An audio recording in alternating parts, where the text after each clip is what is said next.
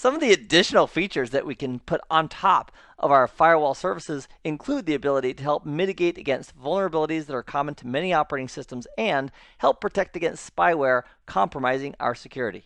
Let's begin.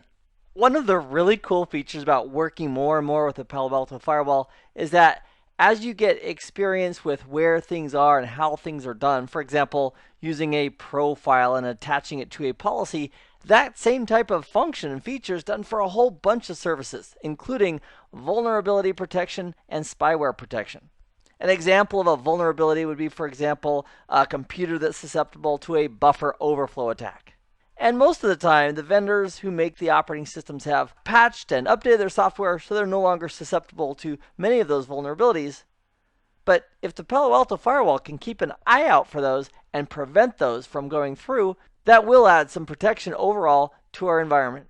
Because anytime we can reduce our vulnerabilities and lessen the likelihood of having spyware on our systems, the more secure our infrastructure is going to be. So here's the game plan for implementing vulnerability and spyware protection. We are going to either create or use profiles for vulnerability and spyware protection, and then we'll simply apply those to a security policy. And then once we commit, poof, they're in place.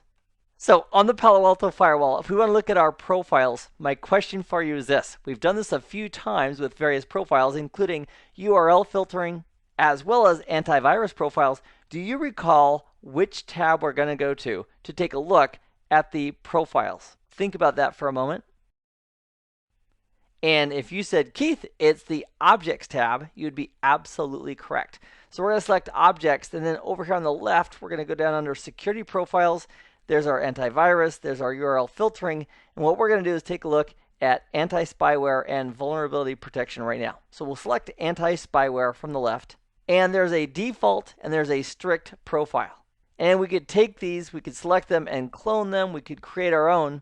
And I'd like to teach you about using context-sensitive help in the graphical user interface.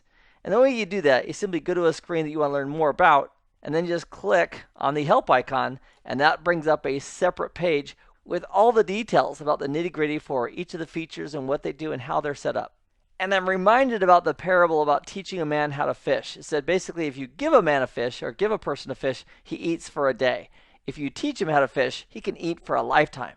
So using the tools that are built into the graphical user interface and using tools like the online documentation at paloalto.com, I would encourage you as you start working with and digging deeper into the technology to use those resources and become skilled at using them, because most companies, they do have a support contract with their Palo Alto firewall, so they can call for support, but many times a call to support won't be needed if they know how to use and leverage the existing resources, including documentation and context-sensitive help that's available to them. So these are two profiles for anti-spyware. If we select vulnerability protection over here on the left, we also have two profiles for vulnerability protection. So if we just wanted to use these, either the strict or default for either one of these, my second question is, how do we apply them? How do we put them into use? I'd like you to think about that for a moment.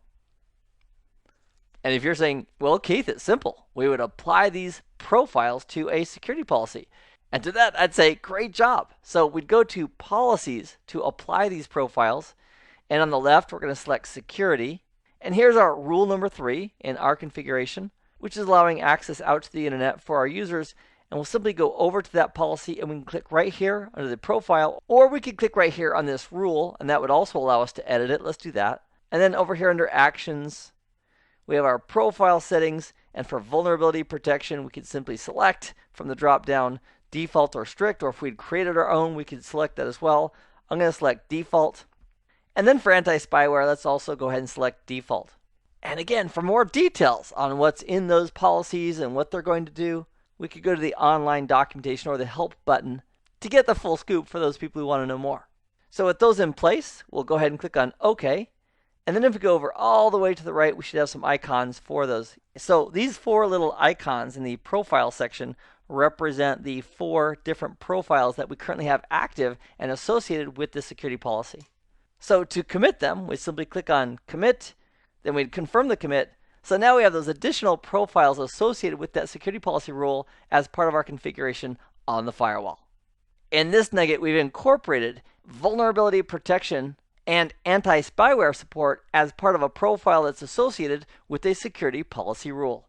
I'm glad you joined me for this nugget. I hope this has been informative for you, and I'd like to thank you for viewing.